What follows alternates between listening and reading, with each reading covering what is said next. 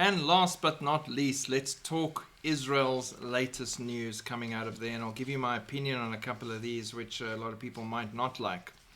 First one said, the PA, Palestinian Authorities Pay for Slay program showcases the Palestinians' perpetual hatred for God's chosen people. The Jewish news syndicate, J.S., highlighted the recent report from Palestinian Media Watch, which posted a list of all 734 terrorists scheduled for release from Israeli prisons in the first phase of the hostages for ceasefire agreement with Hamas, together with their salaries. The dollar amounts each terrorist received from the Palestinian Authorities' Martyrs Fund while they were incarcerated. In total, JNS said the terrorists received $141,837,087, or more than 500 million shekels. Of that, 316, or basically half, received more than 1 million shekels. Translation: the PA funds and rewards terrorism. Palestinian terrorists are the most honored people in Palestinian society, yet this is who the world wants Israel to make peace with. It's evil at its very core, and this is what people are not grasping. Israeli minister says that Trump backs Israel annexing 5% of Gaza for every hostage that is harmed.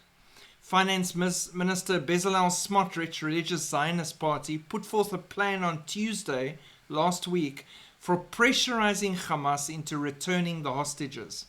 We need to give an ultimatum, Smotrich said.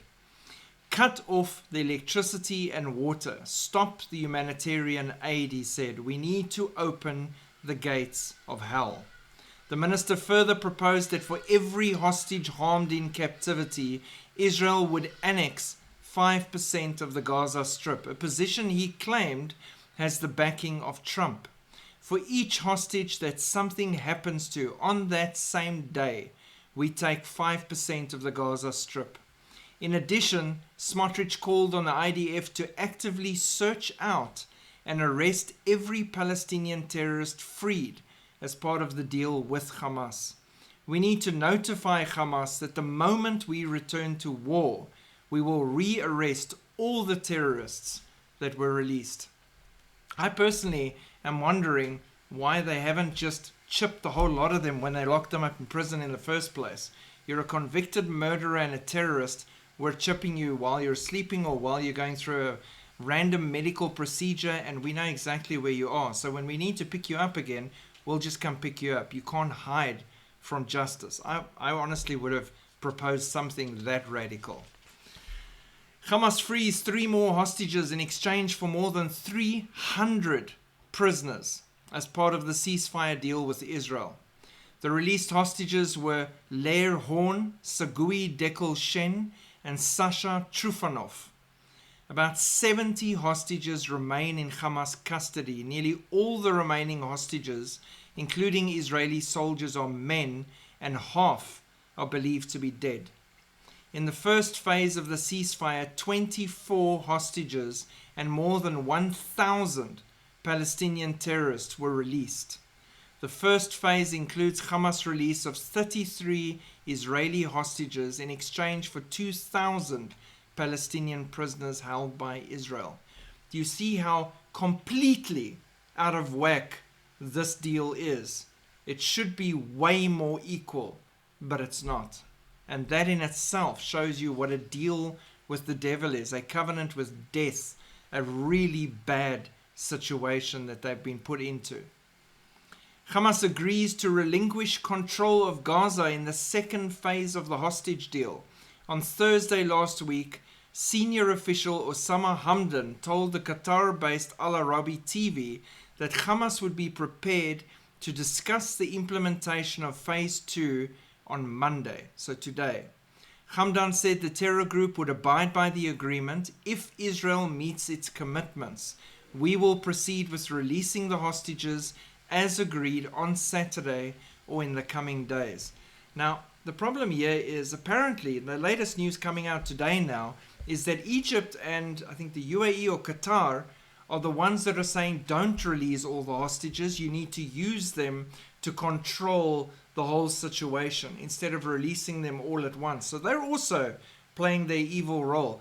And then Hamas is also saying they want pension and salaries to retire from their terrorism and go elsewhere before they hand over. Pension for terrorism. So it's really twisted and sick how that part of the world actually sees these people as heroes and how they think they've done something amazing. And the world in the West even is rewarding them and calling for them to survive. President Trump said, Israel must choose what to do. We will support any decisions. He wrote that Israel has American backing for any steps taken in response to Hamas not freeing all the hostages on Saturday.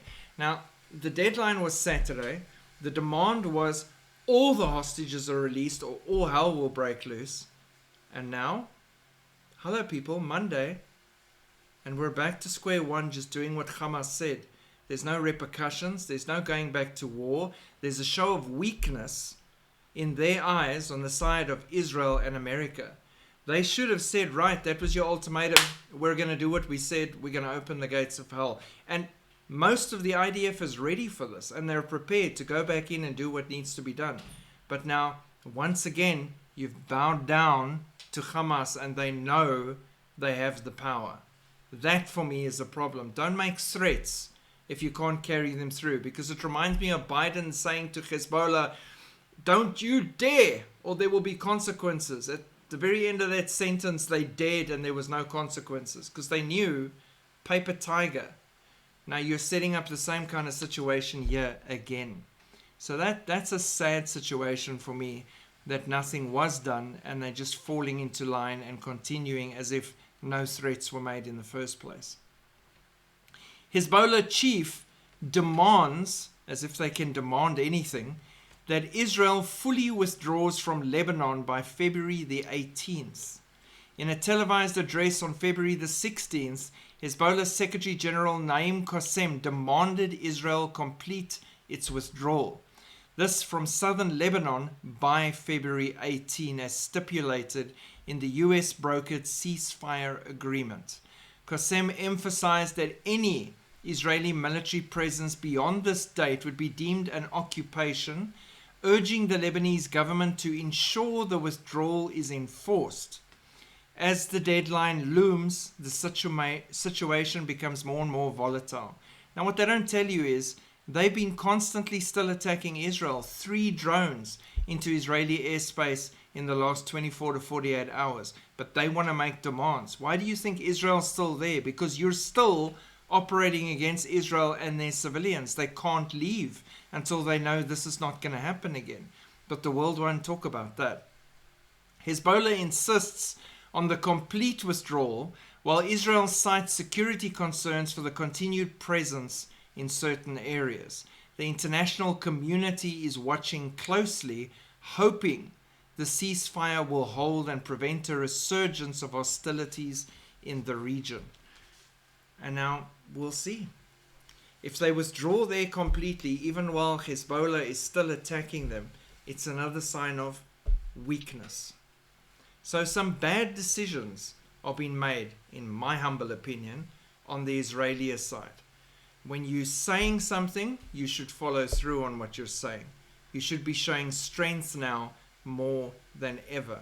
And above all, you should be looking to God, not other countries for weapon shipments. Yeah, it's great that Trump's released the weapons and you're receiving your bombs and all these things. You should be getting on your knees and speaking to God.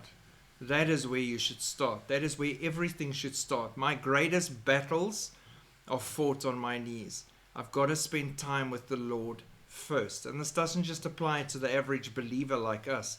This applies specifically also to leaders in great positions of power and responsibility. Keep praying for Israel. Pray for the peace of Jerusalem. Pray for more Jews to discover their Messiah in the Tanakh, that the Lord will reveal to them who he is while there's still time before the 70th week. Pray for more Palestinians to have dreams and visions of the Lord and turn to Jesus Christ as Lord and Savior. Pray for people to turn to God while they can, because time is horribly short right now. It is not a commodity that can be wasted, especially when your eternal destiny is tied to it. Shalom.